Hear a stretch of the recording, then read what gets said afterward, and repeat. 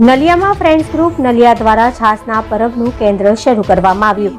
અબડાસા તાલુકાના મુખ્ય મથક નલિયા ખાતે ફ્રેન્ડ્સ ગ્રુપ નલિયા દ્વારા આજ રોજથી સેવાકીય ભાવથી કાળઝાળ ગરમીના કારણે ઠંડી છાસની પરબ શરૂ કરવામાં આવી, જેમાં નલિયા એ અબડાસાનું મુખ્ય મથક છે, જેથી રાહદારી તેમજ માણસોની વસ્તી વધારે રહે છે, તેથી સેવા ભાવથી ઠંડી છાસનું વિતરણ કરવામાં આવ્યું। નલિયામાં ઉનાળાની કાળઝાળ ગરમીમાં લોકોને રાહત મળે તે હેતુથી આજરોજથી આ છાસ પરબનું કેન્દ્ર શરૂ કરવામાં આવ્યું હતું। આ ફ્રેન્ડ્સ ગ્રુપ નલિયાના વિવિધ પ્રવૃત્તિ સાથે જોડાયેલ હોય, જેમ કે માતાના મઢ, પદયાત્રી સેવા કેમ્પ, સમયાંતરે રક્તદાન કેમ્પ જેવી અનેક પ્રવૃત્તિઓથી આ ગ્રુપ જોડાયેલું છે। આજથી શરૂ થયેલા આ પરબ જ્યાં સુધી ગરમી વધારે રહેશે ત્યાં સુધી આ પરબ ચાલુ રહેશે।